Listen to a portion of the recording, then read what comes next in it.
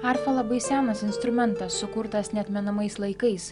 Ši gotikinė arfa 15–16 amžiuose kurtų originalų kopija. Laikui bėgant jos konstrukcija kito, didėjo, atsirado pedalai. Šio senovinio instrumento stygos išdėliotos viena linija. Jie buvo populiaru groti aukštuomenės pokyliuose, dvaruose, bažnyčiose. Muzikė Ieva Baublytė pripažino, kad arfa nėra jos pirmasis instrumentas, tačiau mokydamasi ją groti rado daug panašumų su lietuviškomis kanklėmis. Šita arfa yra, jeigu taip sudėtingai pasakius, diatoninė, o jeigu paprastai tai yra stygos suderintos yra viena tonacija. Žodžiu, yra, sakykime, kaip tarsi vienoj gamoj būtų. Tai jau kaip susiderinu, taip ir turiu. Tai labai tinka 15 amžiaus muzikai, netgi folkloriniai muzikai, kurie jau pasidaro tokia sudėtinga, su įvairiais chromatizmais, jau jinai nebetinka. Ieva 5 metus studijavo Šveicarijoje, Bazelio senosios muzikos institute, kur baigė išilginės fleitos specialybę, tačiau savo malonumui pradėjo groti senovinę arfą.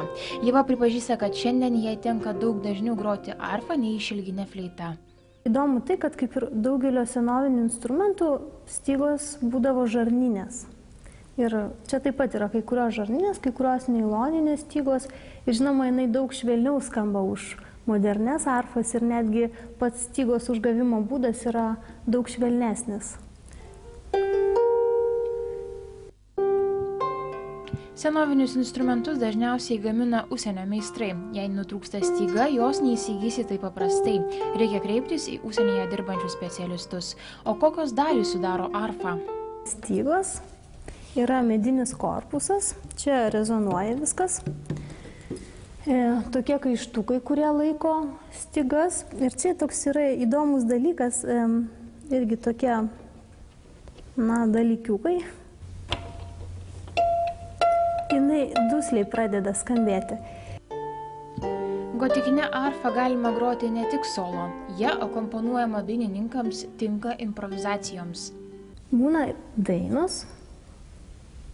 Aš galiu tiesiog groti melodiją, kaip, pavyzdžiui, labai populiari daina Greensleeves ir pritarti kažkokiais akordais. Pavyzdžiui.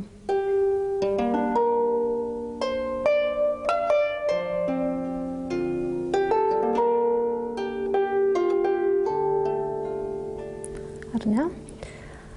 Arba groti kažkokią tribalsę dainą ir visus 3 balsus groti su arfa.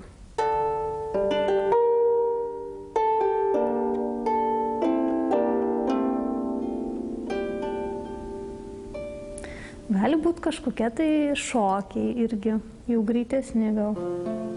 Kartais labai sunku pasakyti, ar arfa grojama senovinė prieš 100 metų kurta melodija ar šiuolaikiška daina.